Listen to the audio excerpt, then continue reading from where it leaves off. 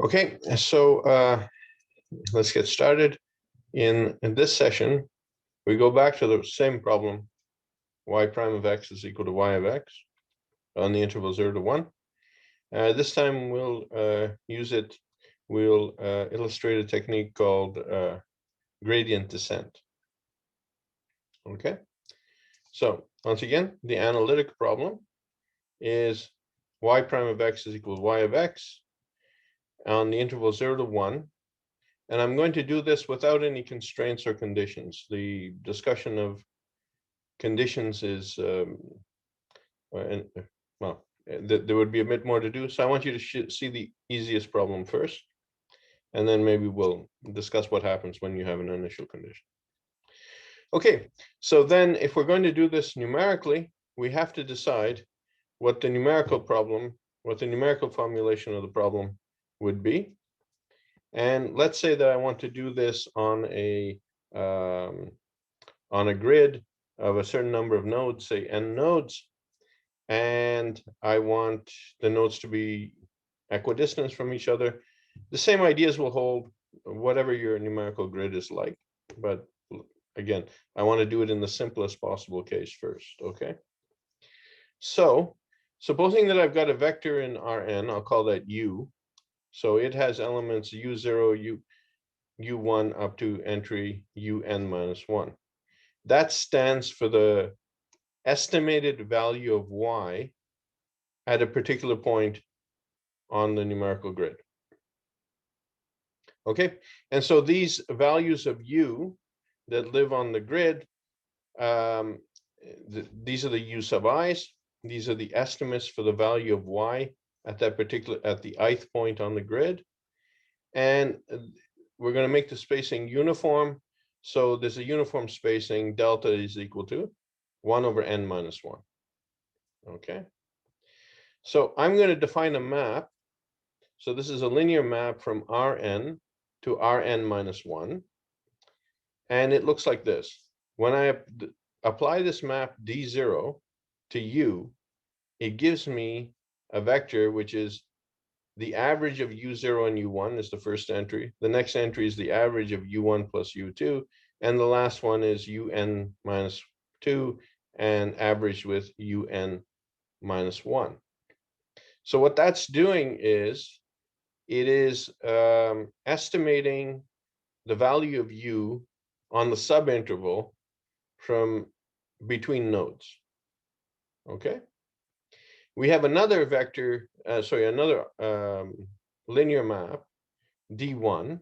So again, okay, so before that, if I want to think of this as a matrix, this is what the matrix looks like. And the entries I haven't written are all zeros, okay? You probably, when you have matrices, something that would be represented by a matrix, but the matrix is highly regular, as it is in this case, then it's usually not a good idea, on large systems anyways, it's usually not a good idea to code the matrix. Because then you're just coding a whole bunch of zeros for no purpose. When you do the matrix multiplication next with such a matrix, you're going to be doing a whole lot of multiplications by 0. So these would be pointless floating point operations. On the other hand, for our purposes, it might be easier to view things in terms of matrices, but we don't necessarily want to code them in that way. Okay, so this is what your D0 would look like as a matrix. Now we have another map, D1 sends Rn to Rn minus 1. And what it does when it acts on U, it takes U1 minus U0 over delta. Now, what's that? What's that an estimate of?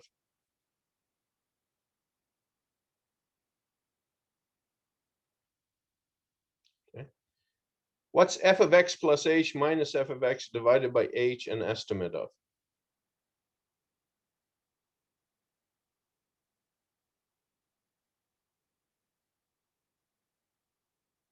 Derivative.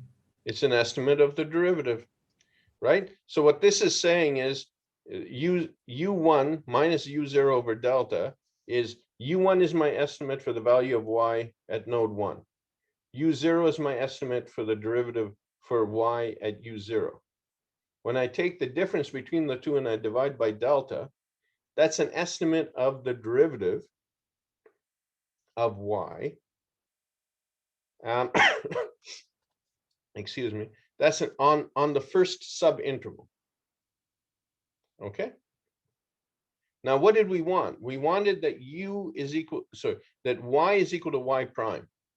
So we want to get estimates for y and set them and see if they're equal to estimates of the derivative of y. Okay. So again, as a matrix, you would write D1 this way. And once again, this is a highly regular matrix. So storing it as a matrix is a waste of time, and multiplying by zeros is a waste of time and resources. Okay. So you usually do not want to store these as matrices. On the other hand, there's ways of storing very regular matrices like this, and then it might be worthwhile doing so, but it shouldn't be written as a general matrix. Okay. All right. So now our numerical way of estimating of trying to do this problem is to say, I've got this vector u. When I apply d0 minus d1, which I'm going to call L, when I apply d0u minus d1u, that should give me the zero vector. And when I have that, then my values of u are estimates for y at nodes along the interval from 0 to 1. They're estimates of a y such that the derivative of y is equal to y. Okay, so this is my numerical version of the problem. Is that okay? Sir, ये first linearization में तो हमें plus sign नहीं आता, d not u plus d1 of u नहीं होना चाहिए. No, remember the original problem is y prime of x equals y, right? So my estimate for the y is like d0 of u minus d1 of u. That should be equal to 0. Okay.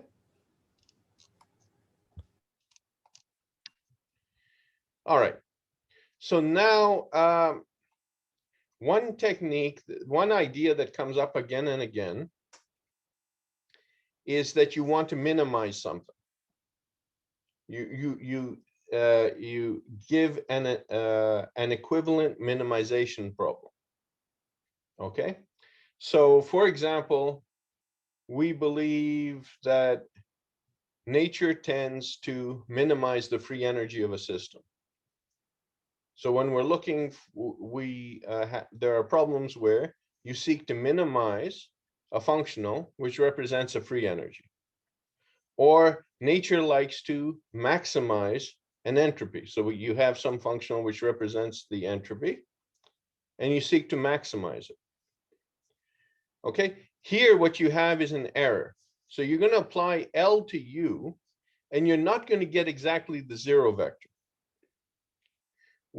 If you got exactly the zero vector, you've solved exactly the numerical problem. Okay. On the other hand, maybe it would be difficult to do that. And then what we want to do is we want to minimize the error. We're going to get some vector which will represent an error, and we want to minimize the magnitude of that vector, or the magnitude squared of the vector that we're going to get instead of getting the zero vector, right? In principle, the exact u which solves LU equals 0, that exact u solves the numerical problem exactly. But if I want to represent something, if I want something which is a measure of how far away from the zero vector I am, so in a sense, the error, then one way to do it is like this. take the inner, this LU should be 0, but it isn't, because I can't find, for some reason, I can't find the exact value. If I take the inner product of LU with itself, what is that? Right? That's the magnitude of the vector LU squared in Rn. Okay, that's the usual Euclidean inner product I'm using here. And then the usual norm for LU squared is this inner product with itself. Okay, it's convenient to stick up 1/2 outside. But you can see that if the inner product of LU with itself is equal to 0, then that must mean that LU is equal to 0. That's the way inner products work, right? So LU with itself, I take the inner product of LU with itself, and I get 0. That means that LU must be the 0 vector, which means that the problem has been solved. Okay? I've gotten LU is equal to the 0 vector. Okay? So note, this is a number. This is a real number. And when this real number is equal to 0, it means that LU is the 0 vector. And if LU is the 0 vector, I have solved the numerical version of the problem. Okay? Okay, so when you did linear inner products in your linear algebra course, right, you saw that. Okay. So this functional f has a minimum value of 0 when LU equals 0 and vice versa. So getting f of u equal to 0, think of f as a function of the vector u, right? So we call it a functional because it maps from the vector to a real number. Okay, so when this f of u is equal to 0, that means LU is the 0 vector, which means you've solved the problem. So these two things are equivalent, right? Solving LU equals 0 and getting f of u is equal to 0 are basically the same thing. Okay, so summary of the numerical problem. We want to find a u. So f of u is essentially a squared error. Okay. We want to find a u such that f of u equals 0, which would be equivalent to L of u is equal to 0. Okay. Is that all right so far? Do you get the idea? Okay. And now we come to the idea of gradient descent. Okay. Do you remember from calculus 2 what a gradient was? If I say f of x is equal to x squared plus y squared, then its gradient is the vector 2x, 2y, right? Okay. What is the geometric meaning of the gradient that you did in calculus 2?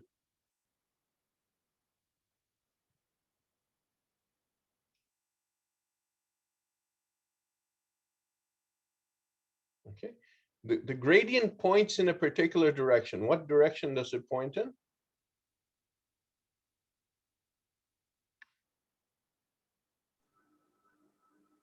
So Cal 2 gradients are long forgotten at this point. Yeah, but you're not allowed to do that, right? We taught you them for a reason. Okay. All right. Don't worry about that. So I'll tell you. It doesn't matter.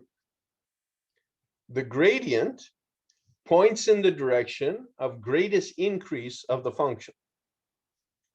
Okay. Yeah, there's a question? Not really, sir. I actually wanted to answer that question, but I was actually sitting in the library, so I just Yeah. came out. Okay. So yeah, it tells the greatest where the point is the greatest change in the function. Right. So okay. So you remember if in one dimension, when you have a tangent line, right, to the function,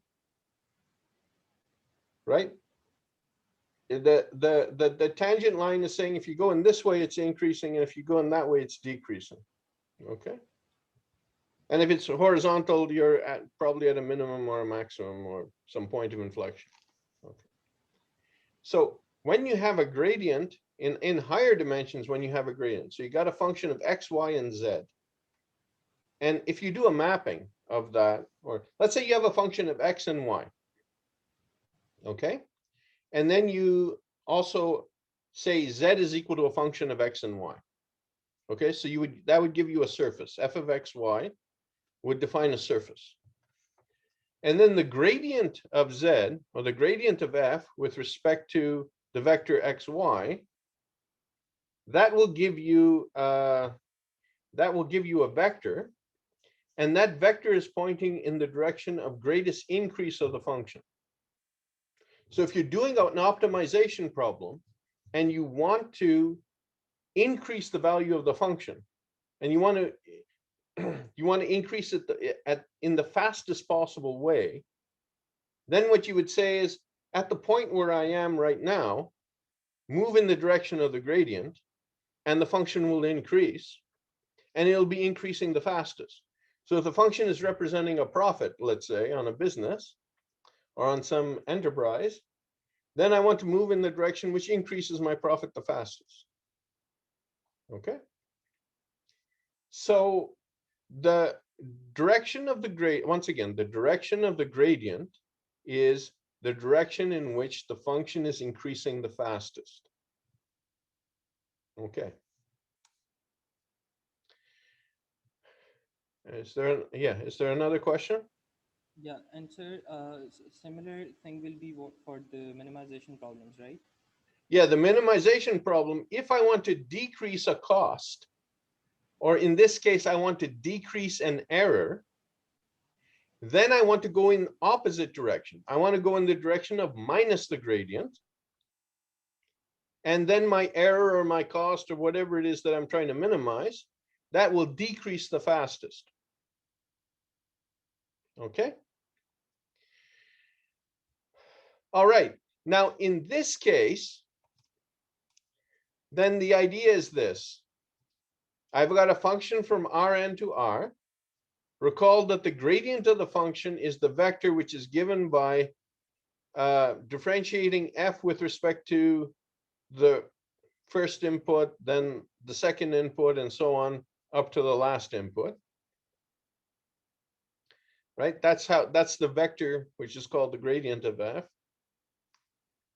And this is pointing in the direction of the greatest increase of f. So I want to move in the opposite direction in order to decrease f. Okay, so now the idea is this.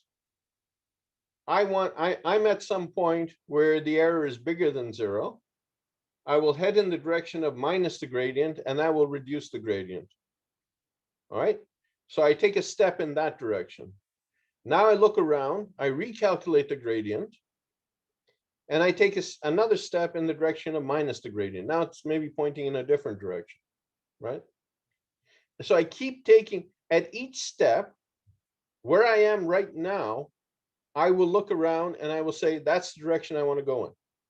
And I keep going in those directions, and at each step, I keep lowering the value of this functional f until finally I hit the point where f is equal to 0, hopefully. Okay? And practically speaking, I might not do that, but I might get an f which is very small. Okay? So you just keep taking steps in the direction of minus the gradient, reevaluate the gradient, take another step in the direction of minus the gradient, and keep going that. And one way to do it is to say, okay, I know that this functional should have a value 0. That's the solution to my problem when f of u is equal to 0. So I'm going to keep doing this step, and I'm going to keep taking these steps until the value of f at u is very small. Another way of doing it, probably more common, is to say that when the norm of the gradient is very, very small, then the functional value isn't changing very much. So when I get to the point where the functional value is not changing very much, When the norm of the gradient is very small, then I will stop the process. Okay, now the calculus is a local theory, right? Global results are a bit more difficult. And so when you get to 0, in principle, you could be getting to a local minimum rather than the global minimum. We want the global minimum, but we might hit a local minimum. Okay, the other possibility is that you hit a saddle point. Okay, so now in our case, when you have these sort of least squares business, right, you're squaring an error. When you get to 0, that's a small, we know that the global minimum is 0. Okay, so we're not going to have a problem here with local minima or saddle points.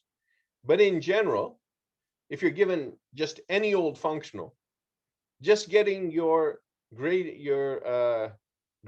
equal to the 0 vector does not necessarily, you could be at a saddle point, you could be at a local minimum rather than a global minimum. Okay, but in this case, we don't have that problem. There's only one minimum, and that's at the 0 vector, which we're looking for. Okay, so once again, what's the process? You're given a u, calculate the gradient df of u, move from u in the direction of minus gradient f of u. Okay, so that's, take u and replace it by u minus some positive number lambda times the gradient. Okay. And you repeat until some condition is met, and that typically is a bound on the norm of the gradient or the magnitude of the gradient. Now, if you're being a bit more sophisticated, what you can do is you can try to optimize this lambda, right? Because if you take too small a step, it's going to take a long time to reach your minimum. And if you take too large a step, you might actually go past the minimum and start increasing the value of the function. Okay, but to illustrate various points in this session, I'm not going to do that. I'm not going to play with the lambda, so it's going to be some fixed value. Okay, okay. Any questions? All right. All right, now, how do we go about calculating it? Well, I said you do it this way. Okay, that's the definition. The thing is, though, that when you have a very large system, it might be difficult to do the calculation in this way. Okay, so another way of doing the calculation is like this. But you do it as a Taylor series. So you have f of u, h is a small vector, and you take f of u plus h. Well, that's equal to f of u plus the inner product of the gradient with h plus terms which are of the order of h squared. Okay. Well, for our problem, what does this look like? This looks like f of u plus h is 1/2 L of u plus h inner product with itself L of u plus h. Expand that out. That's equal to 1/2 LU plus LH with itself LU plus LH. Okay. Now, the way inner products work, that's equal to 1/2. Take this LU here. Okay. And then take the inner product with LU plus LH plus now take this LH here and take the inner product with LU plus LH. Okay. That's the, think of these as column vectors multiplied with their transposes, and you'll see that this is the case.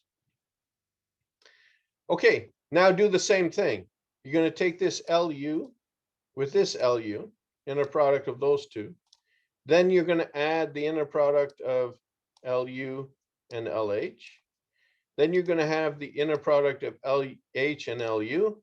And then you're going to have the inner product of LH and LH. So you're just expanding inner products in the usual way. Okay. Now, this is 1/2 LU with LU. This is what we started with, right? Here we have 1/2 LU LH and LH LU. Now for real vectors in Rn, LU, inner product LU LH and the inner product of LH and LU are the same thing. Okay, so I can combine these two. And so then I get this. I have what I started with plus the inner product of LU LH plus 1/2 LH LH. Okay. Now let me remind you of something else. The adjoint, if you have an inner product space, that is a vector space with an inner product, we can define the adjoint of, and you have a map A. So here we have a map L, okay? So if you have a map A, then the adjoint, which is usually written A superscript star, or it's written A superscript dagger. This adjoint of A is defined like this. For any two vectors U and V, the inner product of AU with V is the same as the inner product of U with adjoint A, V. Okay? So if I have A on one side of the inner product, I can move it to the other side, except it's no longer A, it's the adjoint of A.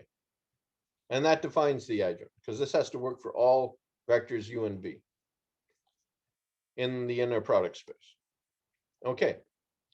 Now, if I think of A as a matrix, then with finite real vector spaces, so finite Rn, okay?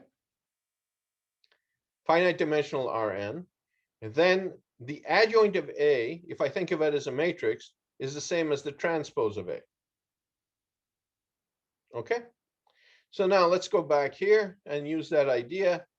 I said f of u plus h is f of u plus the inner product LU with LH plus 1/2 inner product of LH with itself. Now let's move this L over here. See, this L over here should come into this part of the inner product. Okay. But when I do that, if I bring the L over to the other side of the inner product, then that L changes into its adjoint. And if I think of L as a vector, it changes into the transpose of the vector. So f of u plus h equals f of u plus L transpose LU with h plus, what am I left with here? There's an h on this side and there's an h on that side. And these h's were very small. So this will be of order h squared.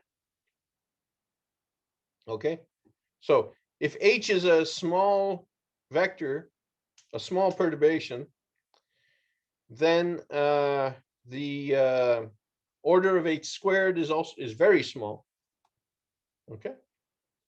Okay, so now let's go back. What was the how was I calculating the inner product? The inner product is calculated like this. F of u plus h is this Taylor series, f of u plus the inner product of the gradient with h plus order of h squared. And here I've got f of u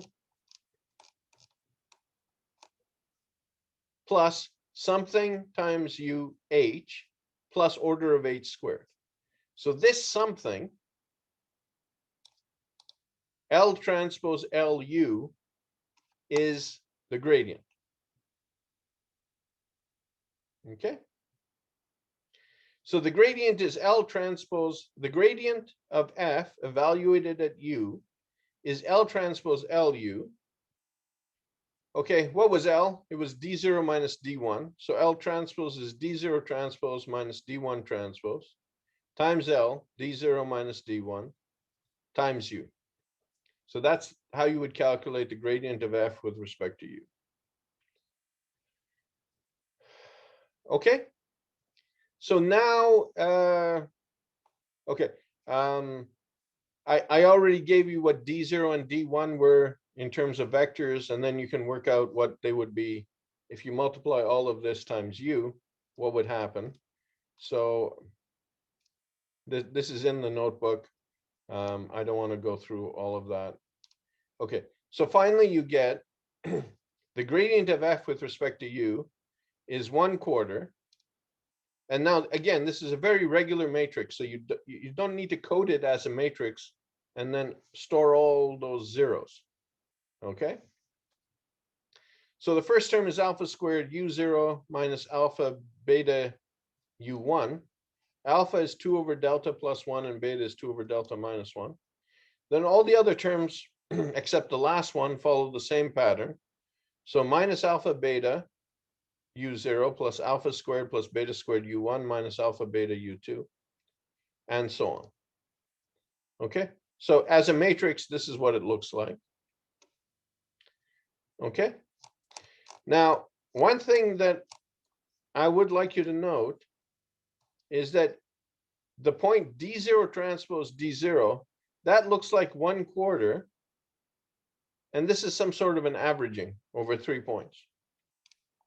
And D1 transpose D1 times U looks like this, and except at the endpoints, this looks like the formula for minus the second derivative. Okay. Or estimation of minus the second derivative, I should say. Okay. So this is what you get. This is gradient F of U. The gradient of F evaluated at U is given by this. Once again, you do not need to, you should not be coding this as a matrix. Okay, right? It's a non-changing tridiagonal matrix. If you had to code it, this is how you would do it, not as a full matrix. Okay, so now let's do our experiment with this, all right? So I want to know what that gradient looks like when you have 11 nodes and you start with a U that's going from 1 to 2 linearly, okay? So by now we're used to this. I want to use NumPy arrays, so I import NumPy as NP. I want to use PyPlot, so I import it as PLT. Okay, n equals 11 is the number of nodes on the numerical grid. I said that I wanted U, my first U, to start from U equals 1 and go to U is equal to 2. So linspace, start equals 1, stop equals 2. The number of nodes is this n is equal to 11. Now I want to get the t values or the x values. I should have called maybe, anyways, I'm calling them t. So along the numerical grid.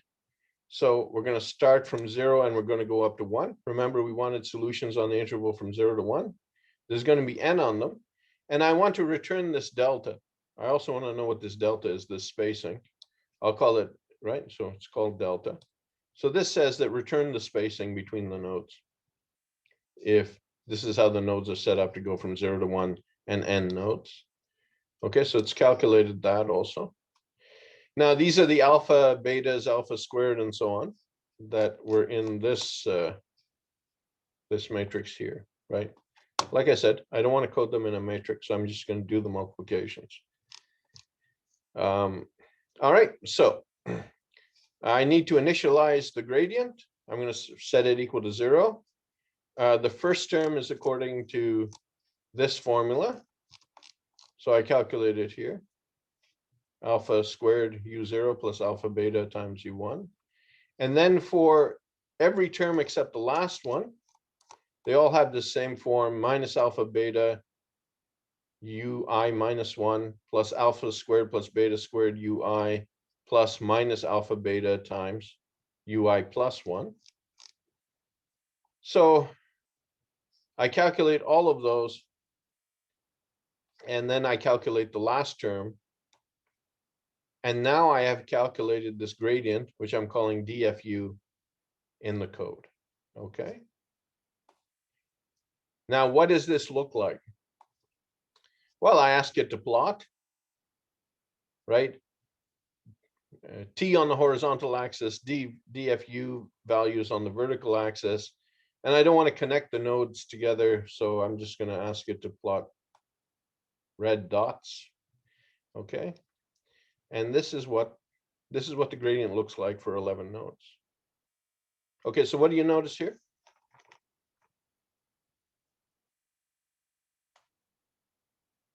So one point is causing disturbance. Yeah, there's a huge spike on one end, and then there's a jump on the other end, and it's zero in between. So this is a very non-smooth gradient. And if you try and do steepest descent with non-smooth gradients, you often get problems. Okay. Why am I teaching you something that's going to cause problems? Maybe we'll figure that out later.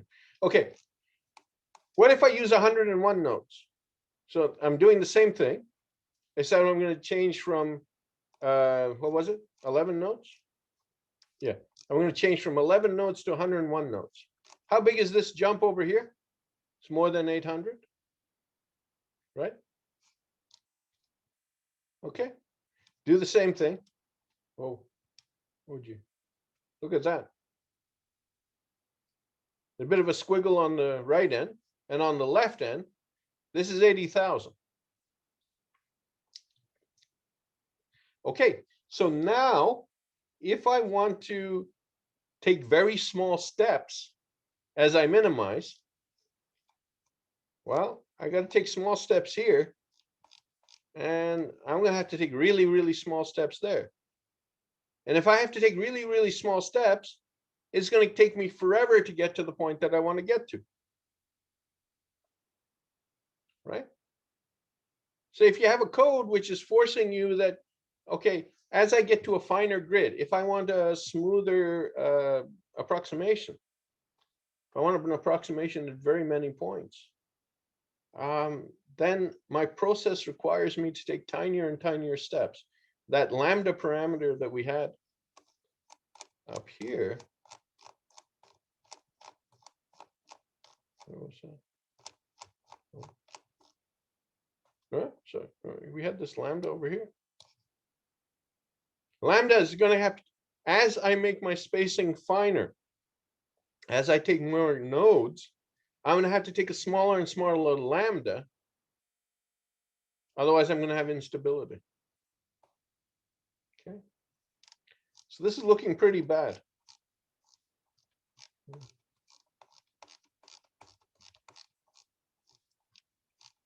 Okay. And this is looking even worse for this one. Okay. Spike is worse. All right. Okay. All right. So let's use these gradients. No matter how bad, this is obviously a very bad algorithm, but no matter how bad it is, let's, yeah. There's a question? Yes, sir. I'm sorry, I actually lost you. Meanwhile, when we were talking about reducing the space in between, Yeah. what would happen in that case? Okay. So yeah. So what's happened is here, the spacing is like 0.1, right? Mm-hmm. And now the spacing is like really tiny because instead of 11 nodes, I've got 101 nodes, Yes, right? And in the course of doing this, I've gone from a spike of about 800 to a spike of about 80,000, right? So for stability, I would have to reduce this lambda by a factor of about 100. Whatever lambda worked for 11 nodes, for 101 nodes, I'd have to really drastically reduce it. Okay. All right. So the basic upshot is that as I've made my spacing finer, or as I've increased my number of nodes on the grid over the same interval, I have drastically increased the magnitude of the norm, which means I have to make it corresponding decrease in how big I can make my step size lambda, right? And the smaller I make lambda, the longer it's going to take to get to wherever I want to go, to the minimum. Okay, so now let's actually apply this.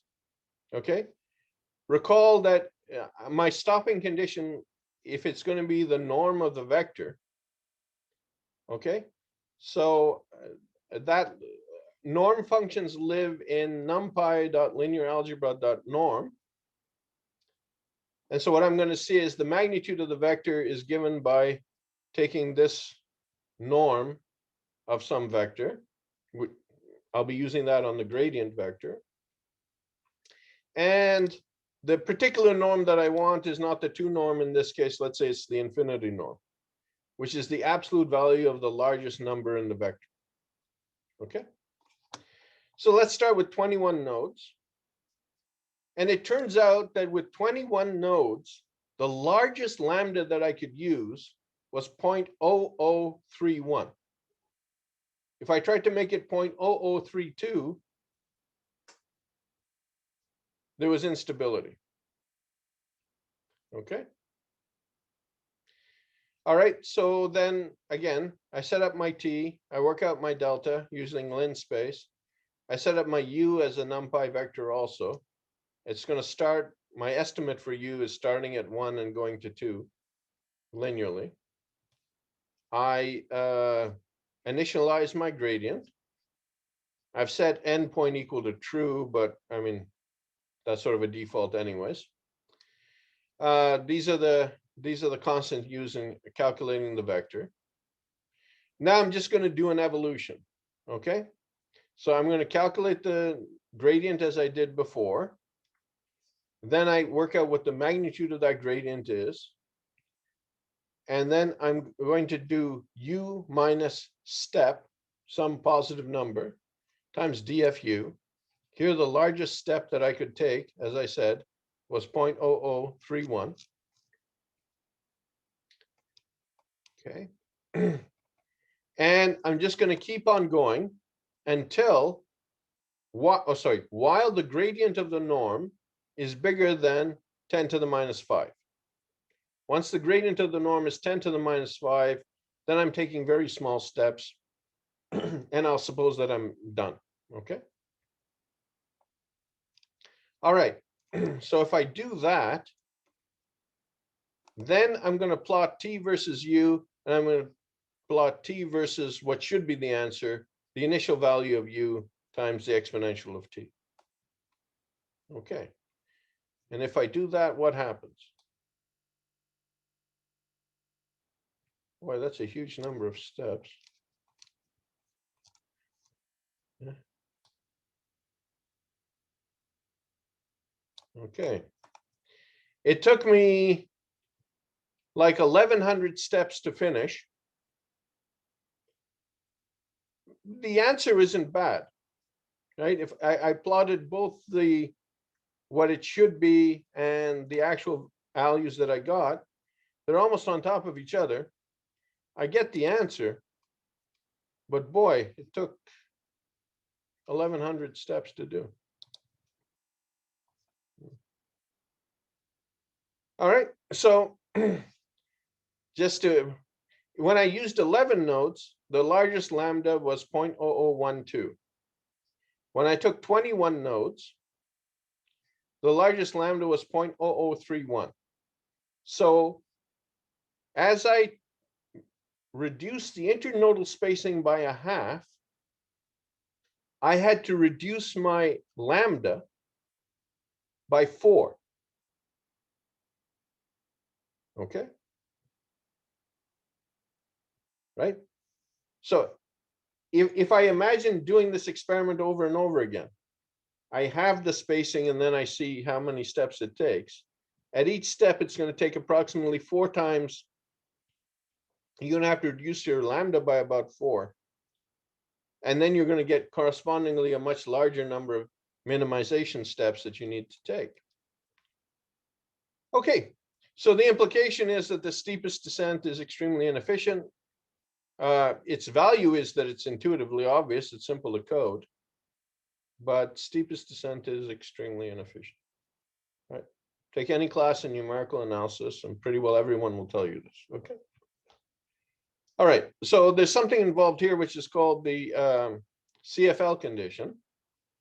And so think of this as the evolution of a system. Each step is evolving our system. And so what it looks like is UN plus 1 at the node I is approximately equal to UN, the nth value at I, minus lambda over delta squared, plus a whole bunch of stuff. Now, when lambda over delta is small, so lambda over delta squared, so delta is small, lambda over delta squared is really large.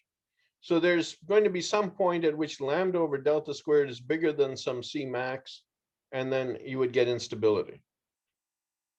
Okay, so once again, what that says is, if you decrease the internodal spacing by a half,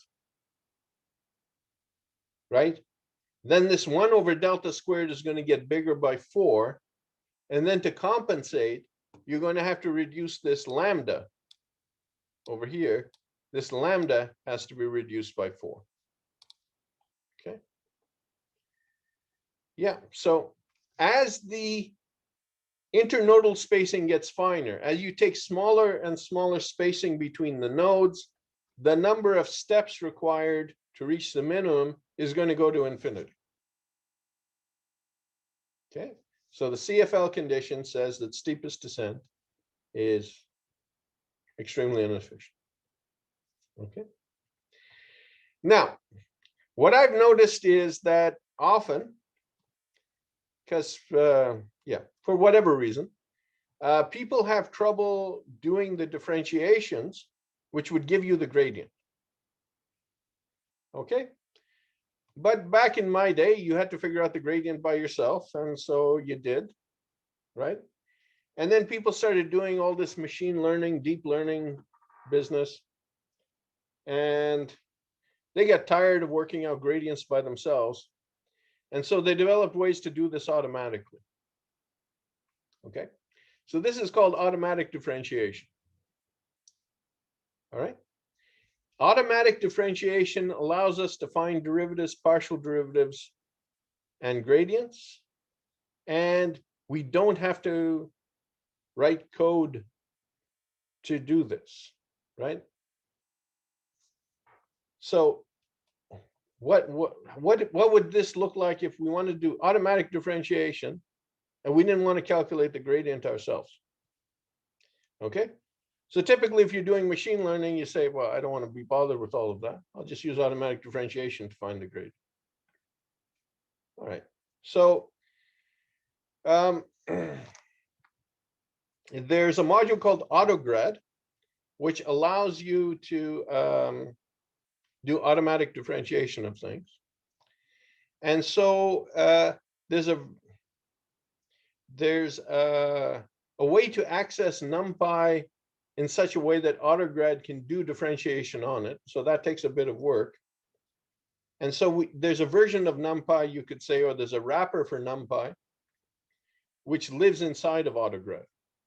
So if you want to do if you want to use AutoGrad with NumPy arrays, then you don't call NumPy. You call AutoGrad.NumPy. Okay. So call import AutoGrad.NumPy as NP instead of import NumPy as NP. Okay. What I want from AutoGrad in this case is simply the gradient, a method for calculating the gradient. So I'll just say from AutoGrad import this grad. Okay. So let's do this on a simple example. We have a function. It takes in a vector x, and it returns the sum of those x. Okay, so this is a functional. It takes in a vector, and it spits out a real number. Okay, so I can calculate the gradient of that. Now, what's the gradient? What should this gradient be?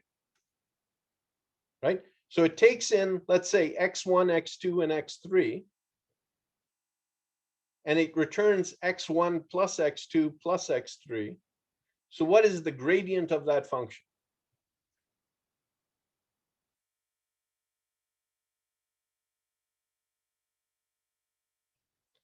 What's the definition of the gradient?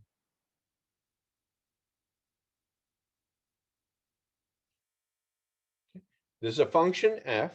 What is the definition of the vector that we call the gradient of f?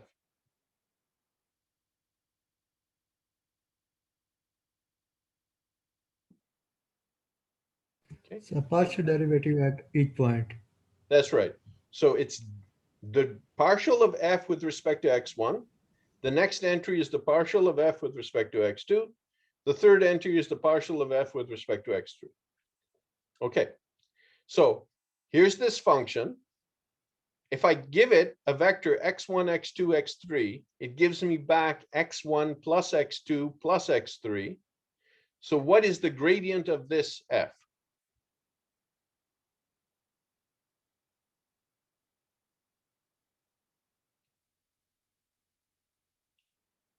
Okay. What is the partial derivative of x1 plus x2 plus x3 with respect to x1? It would be just x1. No, it would be 1. No, when we calculate the partial derivative with respect to x1, Yes. so it should give just x1. What's the derivative of x1 with respect to x1? 1. Right? The derivative of x2 with respect to x1 is 0. And the derivative of x3 with respect to x1 is 0. Yes. Yeah. So what is the gradient? It should be x1. We just agreed it was 1. The first Oh, yeah, entry is 1. Yeah, 1. What's the next entry? With respect to x2, it would be 1.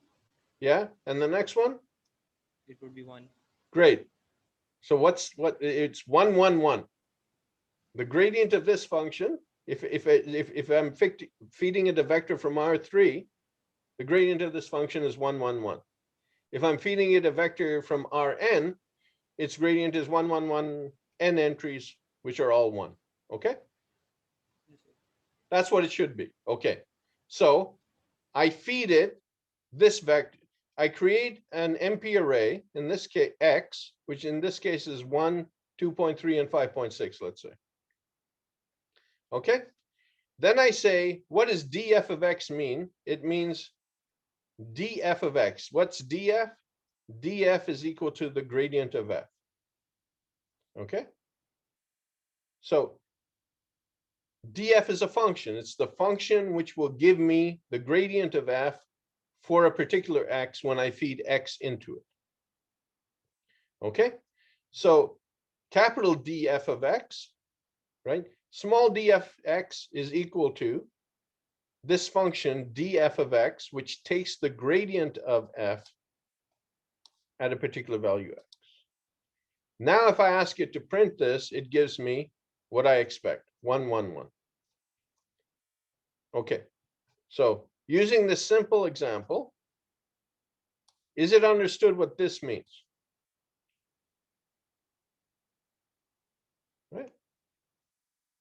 So there's this gradient function, which lives inside of AutoGrad, and it takes the gradient, it knows how to calculate the gradients of functions when you feed them at a particular point at a particular value, vector x. Okay, so that's how you can calculate the gradient, and you can do it without doing all these lengthy calculations that we did up here. Okay, right. So all of this doesn't matter. We don't have to do all of that. Okay, provided that we define the functional. Now, what was the functional? Okay, well, I'll remind you of that in a bit. It was 1/2 inner product of LU with itself. That was the function. Okay. Okay, so now let's see, what does this look like, right? Remember, don't import numpy as MP, import autograd.numpy as MP, because you want to use autograd on the numpy arrays. Import pyplot as PLT as before. Now, what's the difference? The difference is, well, you take you have to calculate 1/2 inner product LU with itself, which is what we do. Okay. In this, I guess I'm missing the 1/2 in here, right? So I'm missing the 1/2 in there, sorry. Okay. df means please take the gradient of f. And when I feed x to df, it means take the gradient of f at that x. And I can now ask it to print this, and it tells me this is the gradient for some, whatever my initial u was, going from 1 to 2 linearly. This is what it would be. Okay, start the evolution. Once again, you start the evolution. So now, in the previous code, we calculated the gradient. We wrote the code to calculate the gradient. In this code, what we do is we calculate the, it knows how to calculate the functional, and from the functional, from the definition of the functional, it knows how to calculate the gradient. So it's calculating the gradient for us. Okay, so feed u to df, call that df of u, the gradient of u, then go in the direction of minus the gradient. And as you do that, calculate the magnitude of the gradient, and then stop when the magnitude of the gradient is small enough. And what does it do?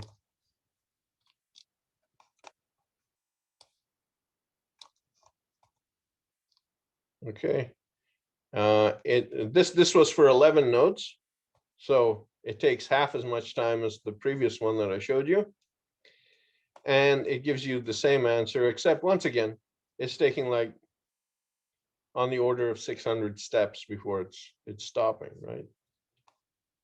Okay, so once again, still inefficient, but at least we have a way of calculating gradients without doing a lot of work. Okay. All